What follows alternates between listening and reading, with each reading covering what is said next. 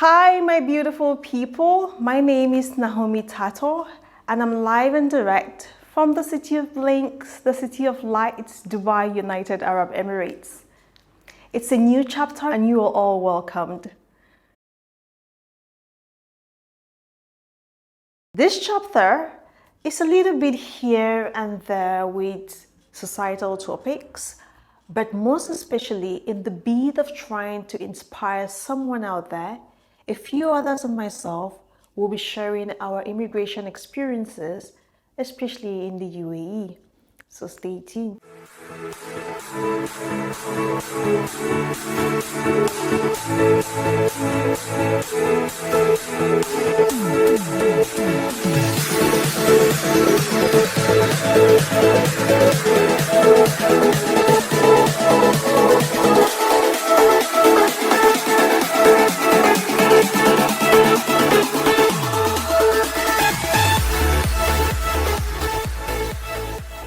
The United Nations General Assembly, that's how I call Dubai sometimes. It's funny, right? But in the UAE, you'll meet people from diverse countries, cultures, and nationality.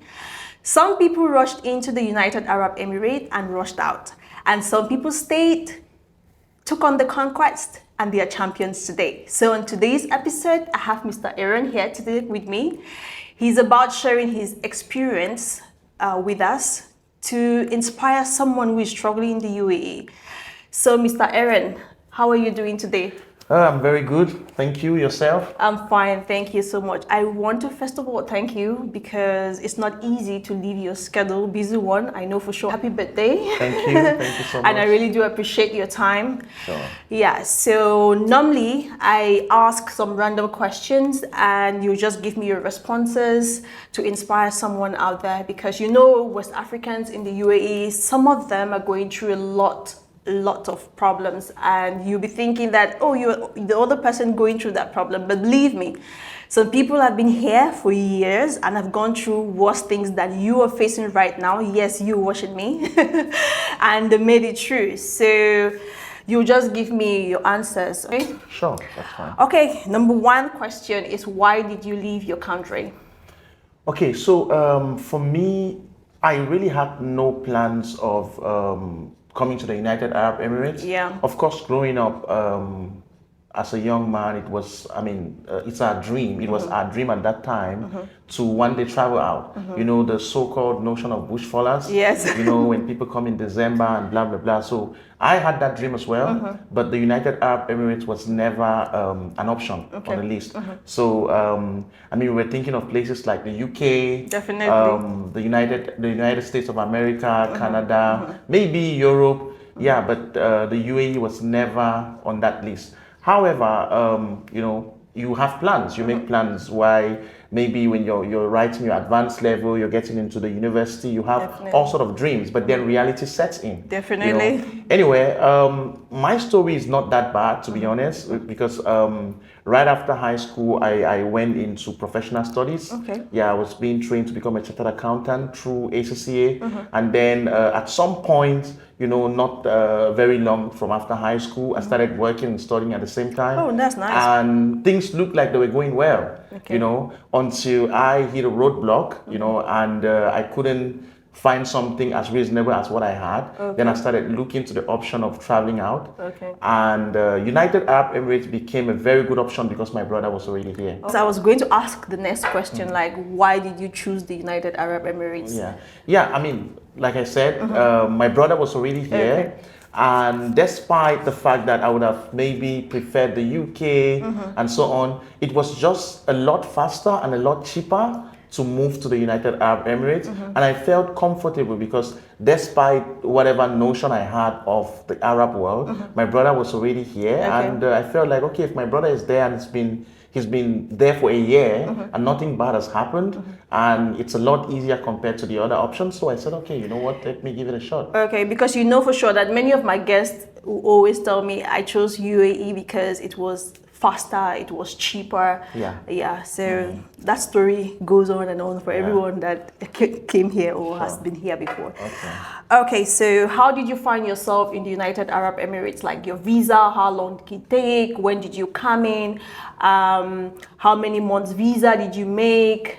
So how did you make your research or something, or because your brother was already here, so you did not really want to make any research?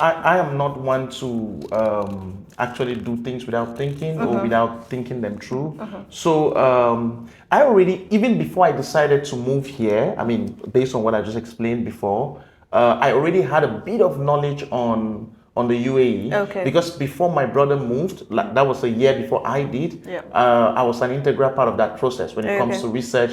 Already, I mean, I had a friend of a friend, a brother of a friend who was working here and is still here, by the way, as a chartered accountant. So I spoke to him and he gave me a lot of insights and blah, blah, blah, and that helped with my brother's trip. So when it was my turn a year later, I still went to the same person. At that time and at that point, the research was more useful because I was like specifically finding out what's the possibility for me to get an accounting job as an accountant and blah, blah, blah. So yes, I did a bit of research and I counted on my brother who, my brother helped me to get the visa. I'm not sure how long it took, but when did you come?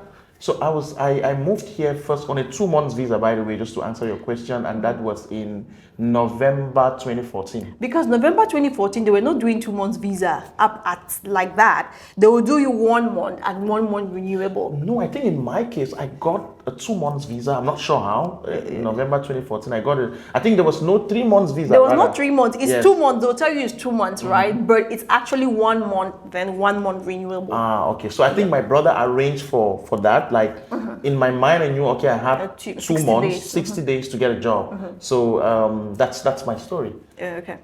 All right, perfect. On the next question, when you arrived, was the look of things like the weather condition, the accommodation, the job hunt, the environment, was it the same like you made research on or they told you about? Was it the same? Okay, it was not the same, but in my case, compared to others, because I mean, people share their stories as well. Definitely. I was a bit prepared because my brother, like I said, my brother was here and he had no reason not to be honest with me. So he shared. However, even with that preparation, I still had a bit of a shock because what happened is when when I landed, my brother was at the airport and this other friend that I told you about was also at the airport. I actually met him first before we met my brother, and he's someone that has been doing well for a very long time. So he picked us up from the airport and we went straight to his place. And he lives in a fine neighborhood and blah, blah, blah. Where was that? I think I've actually forgotten. Now he lives in Abu Dhabi, but that was somewhere in Dubai, and so nice. So I thought, okay, this is what I'm you're going to leave it. This is what I'm bargained for. So this is real life. So I felt like, okay, I made it already. And then once we left, okay, funny story. When we left, this guy gave me 100 dirhams. And then when we got downstairs, my brother told me, you see this money that this guy gave you? I know you don't understand what the value of this currency, but no one is going to give you that amount of money in your life in the United Arab Emirates. And I didn't understand, but today I really appreciate. So we left. And then because my brother was living, he was being provided accommodation by his company, so I couldn't move in with him. So as we were going, I had to move to Abu Dhabi, basically. Oh, you started the popular Abu Dhabi, like everyone literally started there. Yeah, so he already arranged like a bed space for me in Abu Dhabi. So as we were in a taxi going towards Abu Dhabi, I saw the height of the buildings, got shorter and shorter. I was like, okay, what's happening? And then when I got to the place where I was supposed to stay. Where exactly in Abu Dhabi? I think this around Small Signal. Makanta Hamdan. Yes. So when I got there, there were like 10 people in the room, and then beds. Yes, and then the worst thing is, this guy actually was living with his girlfriend, so he had already demarcated half of the room for himself and his girlfriend, and then the rest of us had to survive in the other smaller space. Yeah, so my brother could see the shock, and then he took me outside and told me, look, young man, this is how everybody starts. I have lots of faith in you. Just take it, whatever it is, just take it and try to get a job and get out of here. So I mean, with that preparation, with that constant coaching from my brother, from this guy that I'm really grateful to until today, you know, I mean, I was able to. You know, one thing I was told by someone who came here, he said more than 60% of your success in the UAE depends on the people that receives you first. Exactly. Yes, orientation is key. Okay. Yeah, and I think I got a very good orientation from my brother, from this friend, because actually without them, I'm not sure what my life would have looked like in the UAE, because every other thing I got from every other person living in that bed space or around that area was never going to help me. Was contrary. Yes, definitely. like, oh, you can't get an accounting job. Yeah. You can't. It was more about the things you have to start from cleaner, then waitress, then exactly. It was more about the things you true. cannot do, Actually, rather than the things that you can do. So orientation is key. Yeah. So what about the climate? Oh yes, it was so hot. Like, I mean, so hot in November. Yes, compared to Bamenda, you know, I lived most of my life in Bamenda, right. you know, so again, that was another shock. I didn't believe that places can be that hot, like not only hot but humid, because sometimes it's hot and dry, that's better, but when it's hot and humid, that's like hell. That's like Douala basically. So you can. I've never stayed there actually. So okay. So right now I'm asking you like the giant in the room or the elephant in the room question. Sure. I want you to give an account, like from your day one in the UAE right up till now. Like what you went through, the living conditions, were you queuing in the line to take your bath in those bed spaces, like what you went through in the bed spaces, the job hunts, the visa change. I just want you to give an account, a detailed one of what you've been through actually. Yeah, I mean, it's an interesting story, you know, and it's I'm actually happy that, you know, we are having this conversation, because sometimes one really forgets the humble beginnings. Exactly, you know.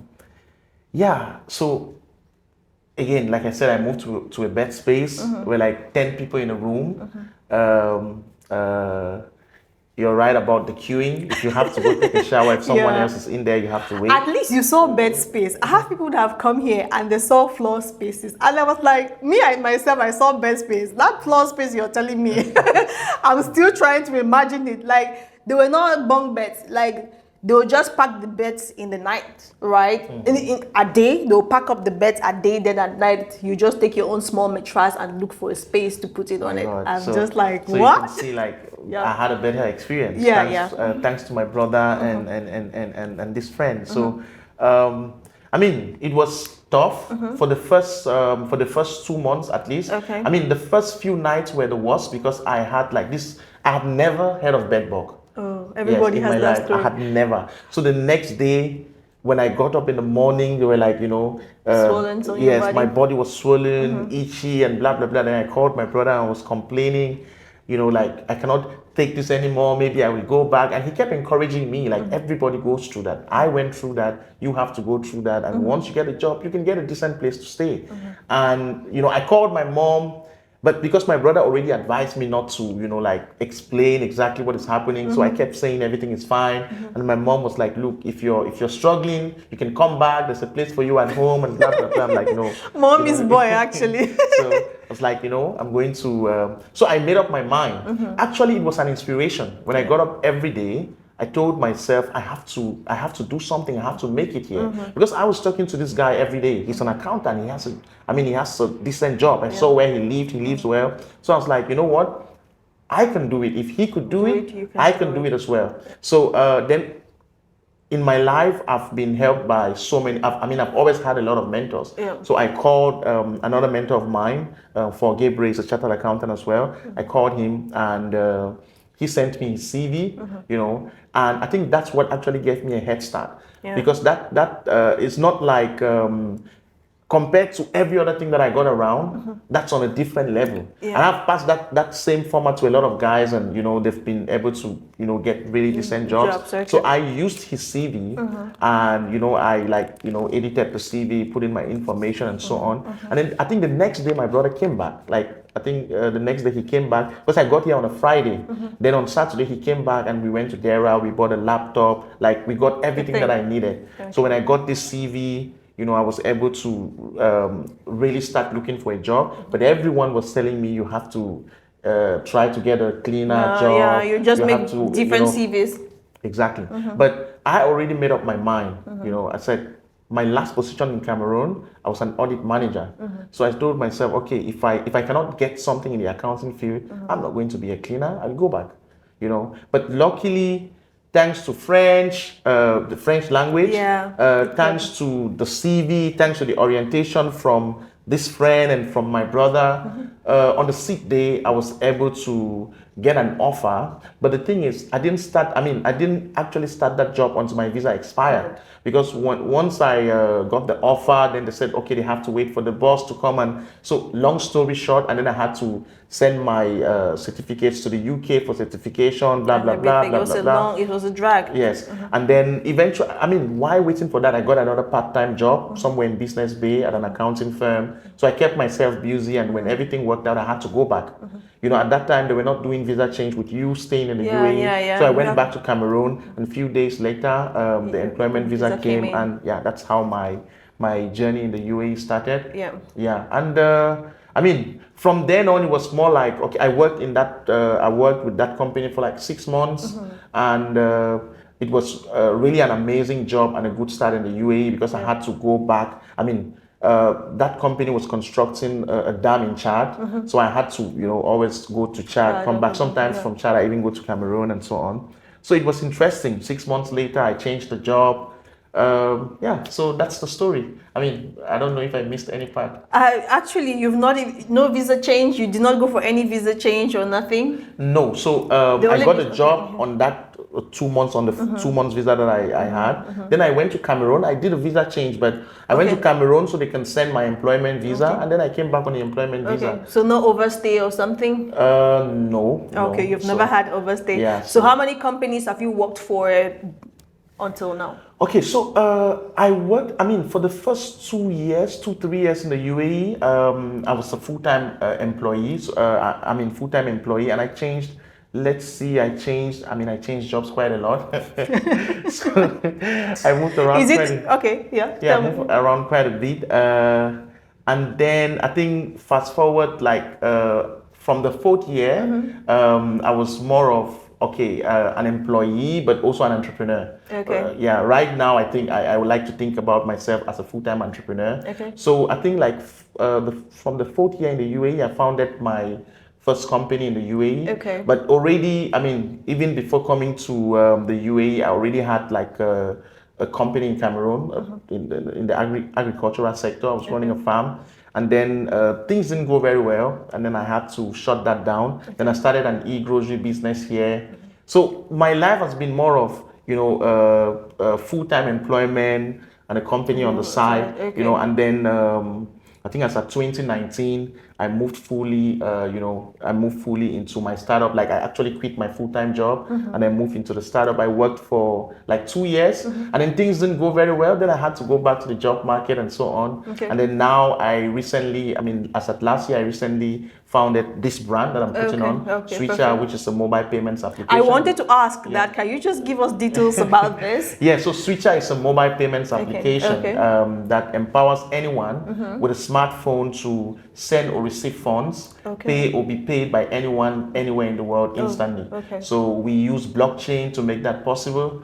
So that's a nutshell. We don't have to go into so much details. But so it's your personal, your company? Yes. You founded it yourself? Yes, so I'm the founder of SWYCHR. Of course, there are other team members, but so this is my baby. This is the project that congratulations, because it's very difficult to see Africans in the UAE who are doing this. So you're just few people that have done startups like yourself in the UAE. It's tough. It's tough, especially in the UAE. Startups are tough anywhere in the world. Don't get me wrong, but it's even more difficult in the UAE because of the visa situation. You need a job in order to have a visa, and then of course it's expensive. So you cannot afford to maybe go for a few months without an income and so on and so forth. So but I heard there's something like an investor visa. So did you try that, or have you tried that already? Because I mean, I don't, I mean, at the moment, I'm not really an investor, per se. I mean, there is something called Entrepreneurship Visa. You can get a visa as a CEO of your company. I mean, when you register a company, you have a quota, right? You can issue a certain number of visas to your employees, to yourself. But I mean, the investor visa is more suitable for people who come and invest, like, let's say in real estate, and they just, want a visa attached to that and so on. So maybe I'll get there someday. But yeah, perfect. It means your journey was not that tedious because, first of all, you had your brother here, you had mentors that were really, and what you studied, you were very skillful in what you studied. And what you studied, ACCA sells well in the UAE. Yeah, I mean, I wouldn't say it was smooth. Of course, everyone has like a story. Yes, a story. And of course, I had my fair share of difficulties. It's competitive, right? Like in the UAE, one thing that everyone needs to know about the UAE, especially for those who are not here, for you to succeed here, you need to be the best of the best in what you do. Yeah. Because for any job that you're looking for or a job that you have, you're competing with people from everywhere, right? So you have to be the best at That's why I said the United Nations General Assembly, because you meet people from everywhere, everywhere. Countries that you don't even know existed, you see them here in the UAE. So that's one thing that I really like about this place. So would you consider yourself like being successful? Yeah, for me, I think I was successful a very long time ago. Everyone has their definition of success.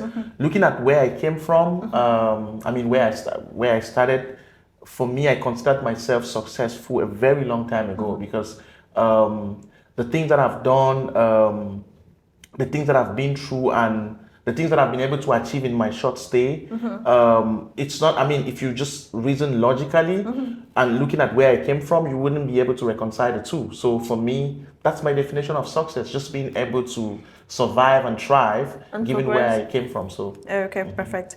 Would you say your success journey would have been different if you went to the UK, to the US, to Sweden, to Belgium? To be honest, I'm super grateful. And actually, if I go to, I mean, if I have the opportunity, I'll try to meet my former boss when I went to Cameroon, the one I had an issue with before moving here. I'm super grateful. At that time, I didn't understand, but I felt like that was the hand of God, or God used him to create that issue, to put me in a very uncomfortable position so that I could find myself here. I don't regret, I've never regretted, and I will never regret moving to the UAE. And I don't think I would have been who I am, or I would have been able to achieve the things that I've achieved if I didn't move here. I mean, this might not be the same with everybody, but for me, I think that, just like I said, the UAE is where you find the best of the best in everything. So it's competitive. And I like to be in a competitive environment because it pushes you, it pushes you to work. It pushes you to be on your toes, to be the best version of yourself, So that competition has really created a version of me that I never thought existed before. And I don't think I would have had that anywhere, because I would have easily been comfortable, and maybe just think, okay, this is all that life has to offer. But in the UAE, like I said, that competitiveness have driven me to do more, has pushed me to be the best in anything I try to do. And one very important thing in the UAE, I've been able to meet amazing people that have changed my life. The UAE is where you can literally walk into a restaurant and meet Samuel Eto'o, and meet Didier Drogba, or meet Elon Musk, and so on. In most places in the world, you wouldn't be able to do that. So I've been able to meet a lot of quality people that have changed the trajectory of my life. You've already had a glimpse of what I want to ask now, because most people always come to the UAE because things are not working well for them. They'll always talk evil about the place. It's not where you're supposed to be. And I'll always tell them, like, if your country was better, you would not be here. Yeah, that's the truth. Yeah, if your country was this better, you would not be here. So would you say UAE shaped you? Yes. To be honest, both, okay, again, I always tell people that, I mean, I'm looking at my journey and my unique circumstances. I think if I came to the UAE and just focus on, my accounting career, moving from one job to the other, I will not be the person that I am today. Because one thing that has also contributed to the person that I am today is entrepreneurship as a whole. Entrepreneurship, as I always tell people, is a character building process disguised as a business building process. So you're actually building yourself, not the business. So your business becomes successful because you've built yourself to be that person that can make something successful. If you're not that person, if you don't become the version of yourself that can be successful, you will never be successful. Yeah. So the UAE and my entrepreneurship journey in the UAE have shaped me to become who I am today, and I'm grateful. And of course, I've had my fair share of challenges. Yeah, everyone has. I think even if I stayed in Cameroon, if I went to any part of the world, I would have had challenges, right? But the UAE really shaped me because when you look at, for example, there are certain things you can do in Cameroon and get away with, Here, if you are overspeeding, you get a fine, right? If you don't park properly, you get a fine. If you do this, like the penalty is very clear and transparent. So that has shaped me as a person to become a better person in the society, because you know that if you're misbehaving, there are repercussions. And I've misbehaved, and I've had my fair share of the punishment, and I think I'm a better person because of that. How many points did you have? Black points did you have? I'm not exactly sure, but yes, I've gotten black points. I've paid a lot in traffic fines. Like the first 6 months of owning a car, I paid more than 10,000 dirhams in fines. Oh my God, that's because I was just too excited and so on. And these are the things that you go through, and it shapes you, Okay.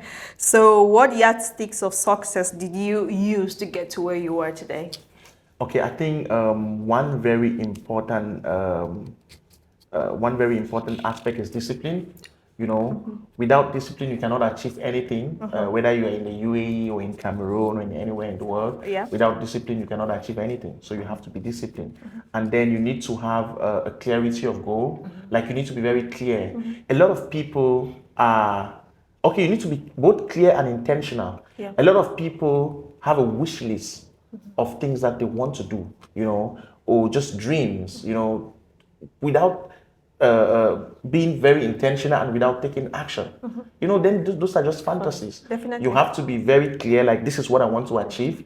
Don't talk yourself down. If you want a Ferrari, say, okay, I want to drive a Ferrari. You have to be that clear, right? Okay. And you have to say, okay, I want to drive a Ferrari by the time I turn 30 or by the time I turn 50. You have to be that clear, and maybe write it down and paste it on the wall or something, so you see it every day, and then you become intentional about it. Like you actually every day, like this might sound theoretical, but that's how I live my life. If I wake up in the morning and I'm doing something and that doesn't fit into what I want to, the overall goal that I want to achieve, then I know that's wastage of time. However, I will not say pack your bags and come to the UAE with hands in your pocket, because that's what a lot of people do, and they run into trouble.